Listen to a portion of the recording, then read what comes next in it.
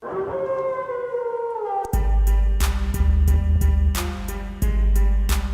to another episode of the JBK Show. We've got an absolutely huge guest on today. Italian-Australian actor, artist, producer, comedian, the Italian Seinfeld, Joe Avati. Thank you very much. When you said, what did you say, call me huge? Yeah, no, not because you're rounded, because That's mostly the jacket. mate, you're a big personality. Yeah. You're successful. Most of it's a jacket. Yeah. I'm chubby, but I identify as skinny. It's a puff up, and a you puff can up. identify as whatever you want these Thank days, you. Joe. I know you can. But mate, no, I appreciate your time. You're down in Sydney. You're touring at the moment. Yeah. Mate, what's it like being touring for all these years now? How long have you been in comedy? Over 20 plus years. Yeah, so I started doing stand-up in 1995, so here in Sydney in the Comedy Store. And I've really been touring since about 2001, pretty much. Right? No, even 2000. So yeah, a good 23 years. It's constantly. Mate, it's, you know what? It's become a life now. It's a lifestyle, and you just make it an art form. You just know, slip in, slip out of a city quickly. You just know now how to make it work, because otherwise it's just So too far. how was travelling pre-9/11, post-9/11? Easier? Well, yeah, no. 9/11 definitely changed it. And, you know... Because you do travel internationally a lot too. I do. Yeah. And so my first ever shows in Canada was September 14th, right? And I was in Toronto, and because I used to sleep with the TV on. I woke up, had a look like everyone else did, seeing that, some idiot has flown into the... World Trade Center. Into World Trade Center. And everyone's looking. And like everyone else, I'm not sure if you guys... Well, I don't remember. I would have been like 4 or 5 years old. Yeah, right, okay, yes. Yeah. I forgot how young you No, are. but our parents always said it was like the news was on the whole time watching it. As soon as that second plane hit, you just had that thought, this is the end of the world.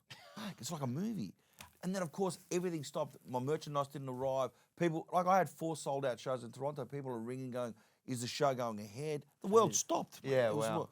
It's traveling in America. Have you guys been? You guys We been go to to the America? States. Yeah. Mate, it's It is. You got to take your belt off, take your your laptop, shoes take off. your shoes off, how everything. condescending are they? Yeah. It's Get your terrible. laptop out. Come on, Yeah. sir. You know what? Do you want to wear? Bro, calm And we down. get searched 9 times out of 10, put us in a room, ask us questions. Well, where you guys are going. Lebanese, so, yeah, you the got last that. name doesn't help, and the Gotta make sure we noses. shave before we go. But no, and Joe, so you grew up in Sydney. Yep. You grew up in Five Dock. Five Dock. Common Italian. Yeah. You know, I would say. Enclave. Yeah, enclave. Concrete area, backyard. Municipality. Yeah, concrete backyard. Yeah. Yeah, 44-gallon drum, burnt everything.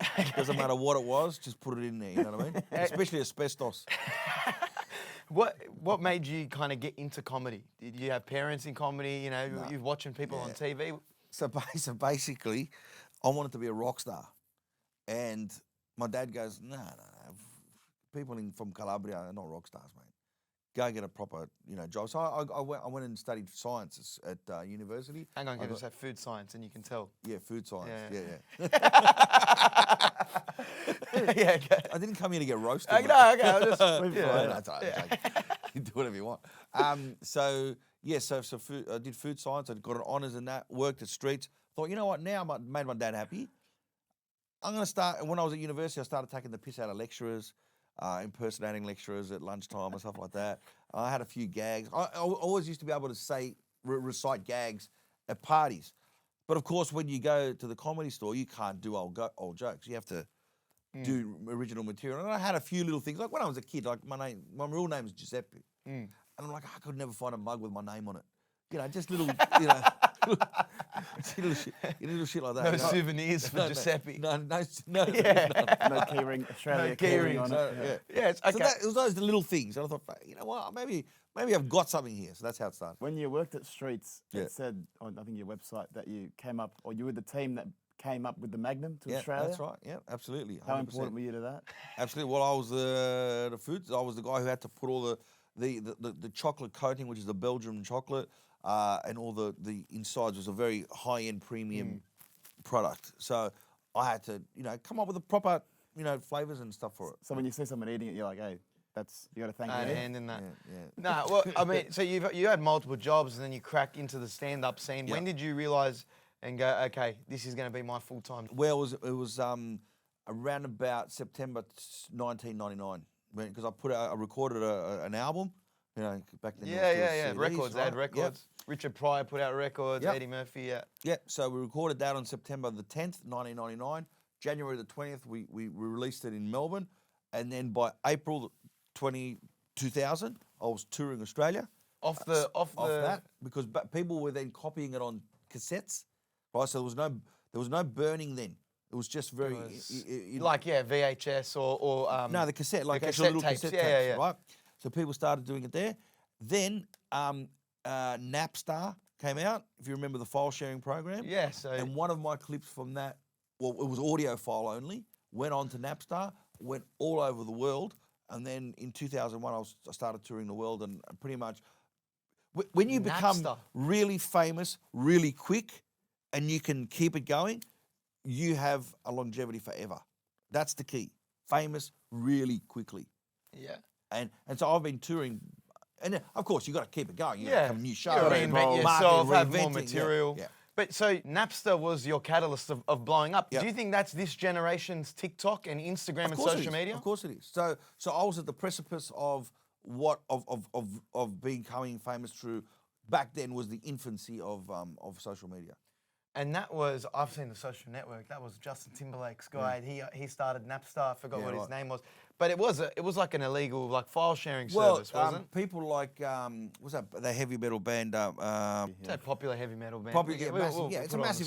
screen. They were suing Napster at the time, so I was like applauding them. Going, Yeah, thank please, you so keep much. putting it out. You know, I've just become a millionaire, and then all of a sudden, they're suing them for the same reason. So did you not make money from Napster?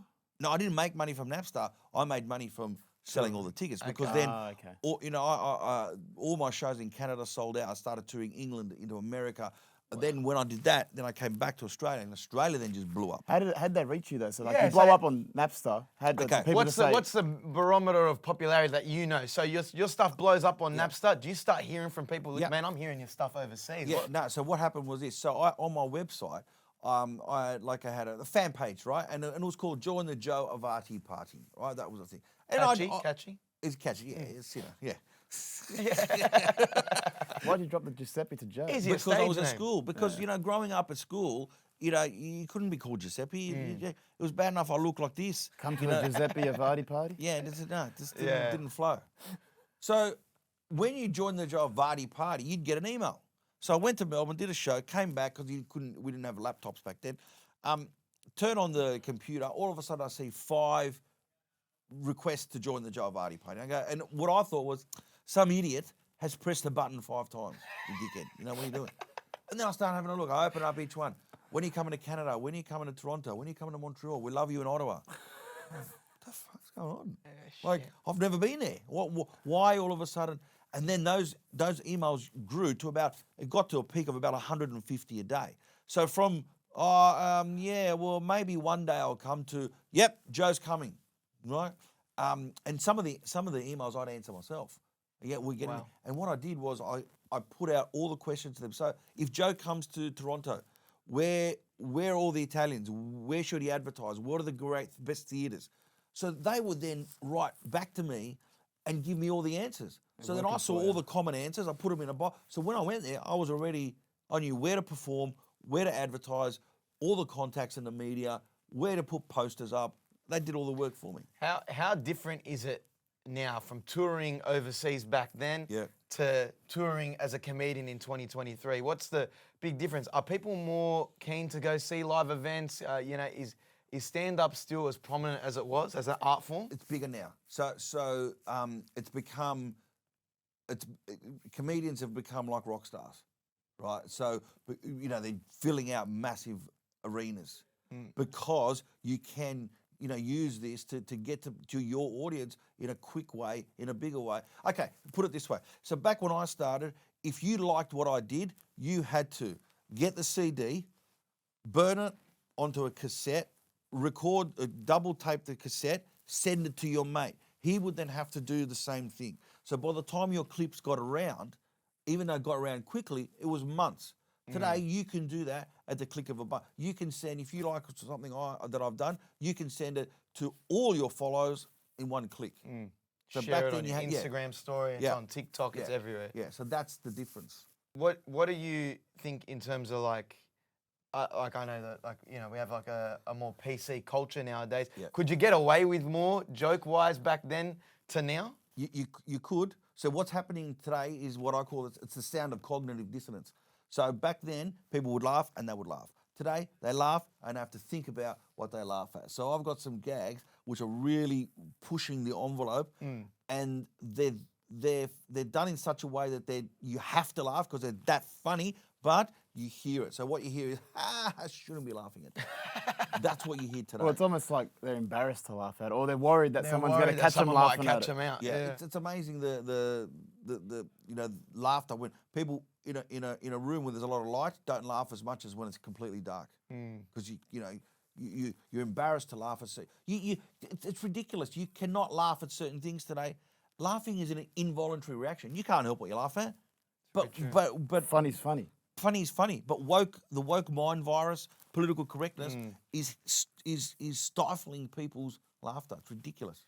And like you tour across Australia, UK, Canada, America. You got a massive tour coming up. Yeah. Where is your favourite place to tour?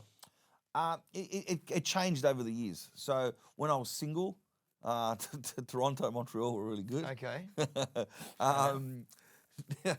Look, America's a slog. America's great to be able to do it, but it's you guys have been. It's moving around America is hard. So look, I enjoy. Probably my favourite at the moment is England because you do your shows on the weekend, and then on Monday you fly to Paris, and you come back on the Friday, and then you start again, and then you go somewhere else. So that's always nice. You have the record for the fastest selling show in Canada. Yeah, you've done your homework. Oh, we got a bit of research out. Yeah, I just want to know homework here, Joe. how a kid from Australia, Yeah. Italian, Yeah, has that record in Canada. because no one, all this sort of ethnic comedy. Australians are the pioneers of ethnic comedy. When they had the wogs out of work. Well, it's because we're kind of like a melting pot of all these different ethnicities. It is, but also it's because we take the piss out of ourselves.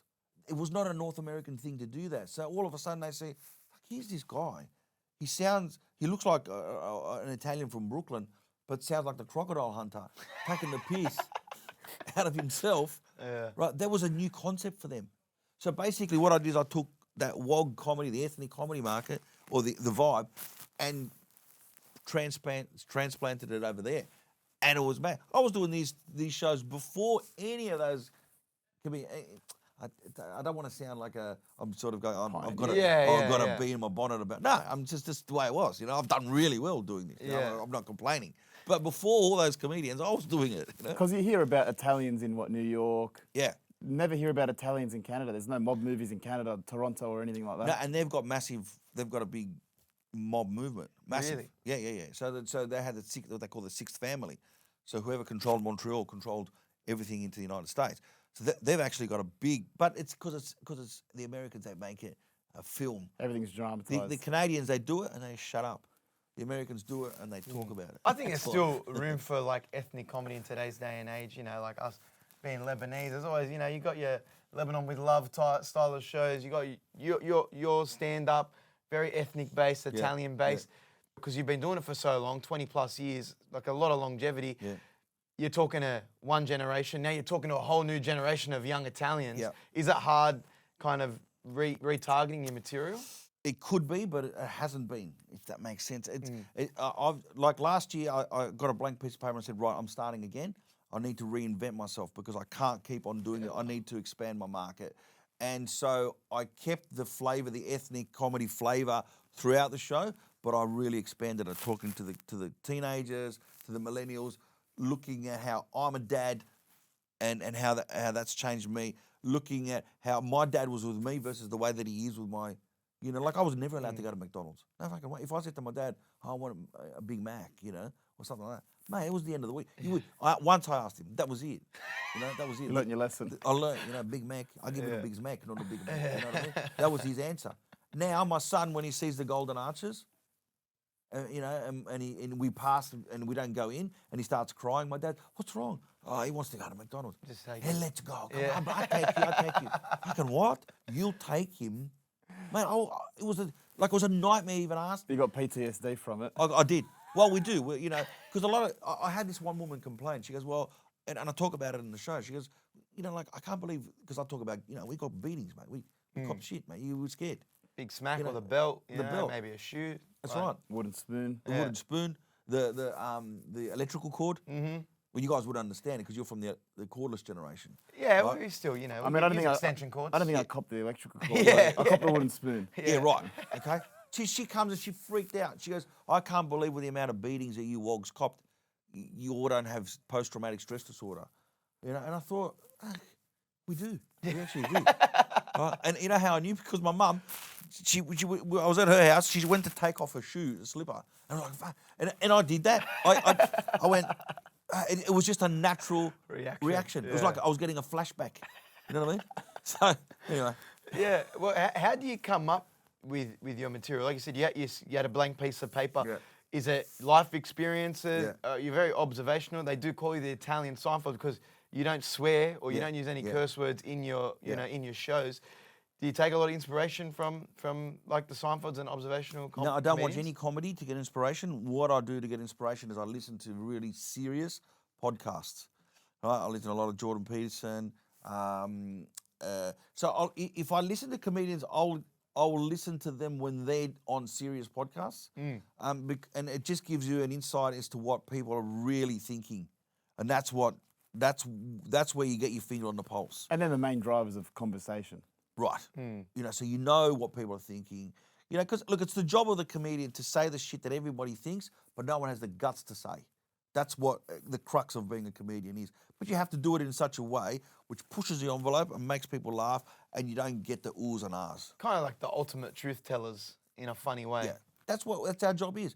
Politicians can't do it. They can't tell the truth because, you know, They get backlash. They get in trouble. They get in trouble. You know, the media kind of have to dumb it down. It's up to us. It's the court jester. A thing I realised as well, it says UK, Canada, US, never says Italy everywhere. You don't perform there? So what happened was I do, you know, like you do your little sketches. I do this sketch with this lady called Jess Markey. I've seen Yeah, it. right. The spoon in Italy. Yeah.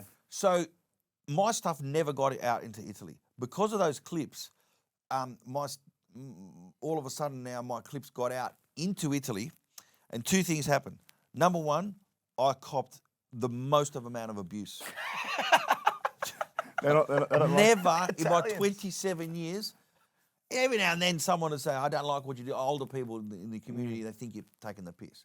Every now and then, but nothing extravagant. The amount of abuse that I copped from Italians in Italy was so extraordinary. I've never had that in my life. From your own people. Right? Because they don't. Because when I'm here saying I'm Italian, they get offended. They go, "You're not Italian. You're Australian. You're Australian. You're Americano. Anyone who's an Italian outside of Italy is an Americano. So they hate it with a passion because it's stereotyping for them, and they really can't stand it. And I'm like, it's not.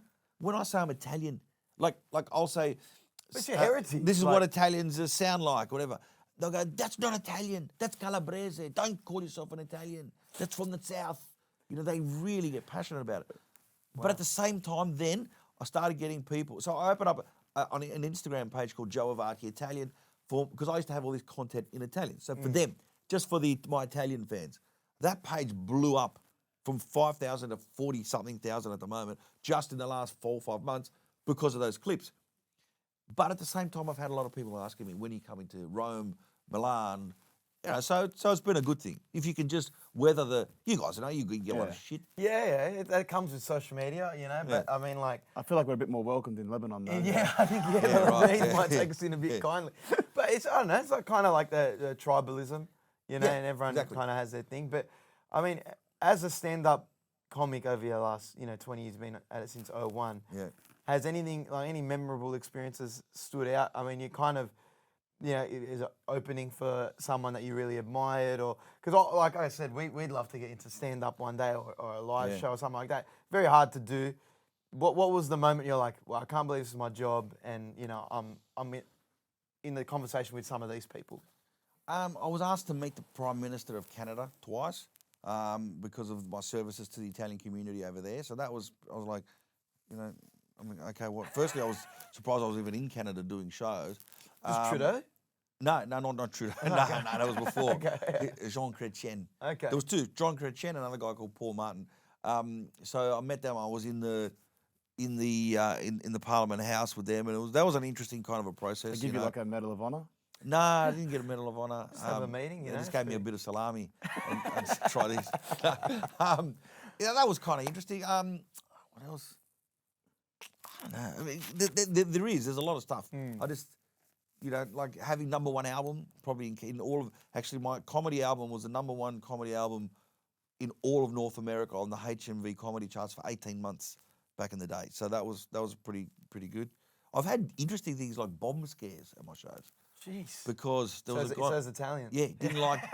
So we did a show called Il Dago, right back in the day. It was George Campagnara, Simon Palomares, and the guy didn't like that we used the word Dago. It was in Perth.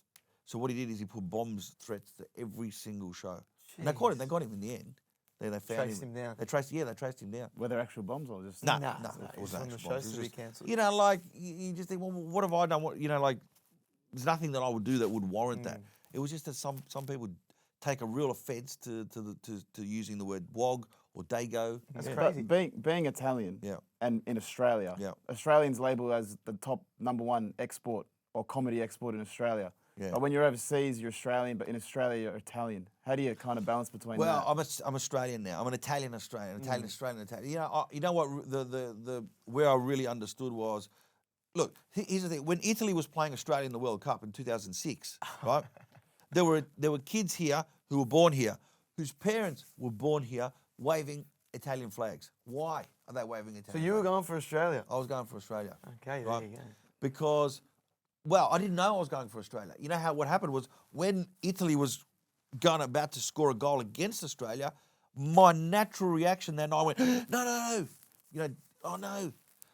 So that night, I went, wow, I'm actually an Australian. And, and because it's the same with you guys, you have that affinity to Lebanon, but actually when you go there, I'm actually not. You don't fit in at all. Yeah, You know what I mean? When I go to Italy, and I've been 100 times to Italy, I'm not actually Italian. Some of them are wankers. You know what I mean? Like you can't. Like this is not who I am. And like you said, they look down on you because you're Yeah, not they do. one of them. Yeah. Well, because they look down on you because obviously anybody who left Italy back in those days, and there was millions of people that left, they left for necessity. They left because it wasn't a good life there. So they look at all the people that left as the peasants. You know? Yeah. And it's not a nice thing. Well, especially what South versus North in Italy. Yeah, that's right. And well, they themselves have it. They themselves have all those clips. When I do some of the things in those clips, they go, "Oh, you must be from the South." They're punching on in the Yeah, comments. they're punching on in the comments. I've between themselves. never understood. So the South is more Mediterranean, and the North's more what, German? No. So they call them Bolantoni, so everyone above Rome, and then Terroni, everyone because you're farmers. They're the farmers. So the people from the south are more the farmers. The people from the north are more the academics and all that Country, kind of stuff. city versus country. Yeah, city Okay. versus country, basically. Okay, yeah. Well, like you said, I mean, stand-up comedy is in a place where it's probably the biggest it's been It is. in a while. Yeah. Dave Chappelle's getting 20 million to do a Netflix special. People are selling out stadiums. And Yeah. who would you say your top 3 comedians are of all time? Like I said, you don't watch too many now, but who would you say are the top I love 3? Bill Burr. He's So fun. Bill Burr, Louis C.K. and Ricky Gervais. Yeah. Do you know Louis C.K.'s thing? Yeah, of course I do. where he got cancelled for. Everyone knows this thing. That's one of Louis C.K.'s big. So he got cancelled, right? Yeah. So this is the thing. Well, Being you picked cancelled- 3 guys who are very, kind of edgy Very edgy, comedians. yeah, Yeah. I yeah. mean, Ricky Gervais Yeah. says it how it is. Yeah, that's what I love. I love Bill Burr. And look at Bill Burr. Mate, he's probably the biggest comedian. So I've been to the Boston Red Sox, the Fenway Park. I had a private tour of Fenway Park. He just did a show. If you have a look at the picture of Bill Burr performing in Fenway Park, it is like it's like being at an AC/DC concert because he's from Boston. A lot of great comedians came from Boston, and the Boston comedy circuit was a real difficult circuit One to to come crack. through. Yeah. Well, it's like they got New York, they've got the LA comedy scene, Yeah. and then Boston. Yeah. Obviously. Yeah. That's pretty crazy. And like to aspiring comedians, people that may watch, Yeah. what would your advice be to them in this day and age now if you're pursuing comedy? Yeah, so keep doing it. Like, just if a gag doesn't work, try it, because sometimes the audience don't get it. If it doesn't work after 3 or 4 times, keep doing, change it around. If it doesn't work, throw it out. But keep doing it. Because the problem is that you get up and you don't get laughs. And who's going to get laughs on the first night? It's just, so you get discouraged. Just keep on doing it. But look, today it's a very different, the way to get out there is very different. I mean, back in my day, the only way you could do it was you had to go to the comedy store, you had to do your tryout for 5 minutes, and you would work your set, and you'd build your set up to that, to half an hour, so you could become a headliner, or 45 minutes, and then eventually you go out on tour. Those avenues aren't there anymore, but we have avenues which, as you guys know, where so it's producing different kinds of comedians, which is great. You can kind of carve your own path. Are you going to do the your shows? Because we went to a Chappelle show recently. You go there, they take your phone, lock it away. So phones locked away, so you can't get caught saying anything. It's big now with comedians, and even just like concerts in general, because a lot of people filming, they kind of take themselves out of the moment. Yeah. And it could ruin your jokes as well, because you might limit yourself. Are you pro or for putting the phones away? I don't care, because with the amount of people that I can see people filming, and if I say, look, just enjoy the show. Because you're looking at it like that, just actually enjoy the show. With the amount of people that have filmed me, I haven't seen that much online. You know what I mean? So just keeping it in the archives. WhatsApps. Yeah, like the people maybe just Snapchatting or something to each other. Yeah. So it really hasn't taken away. I mean, because you're a Chappelle, his concern is that people are going to get his whole show, put it on YouTube. So by the time that they can take it down, he's had 11 million views. Yeah. And that's a lot. Yeah. That's the concern with someone like that. You know what I mean? Especially when he's monetizing it like he is. Yeah. But, But by the time some little old nonna films me and figures out even how to put it on YouTube, the tour's over.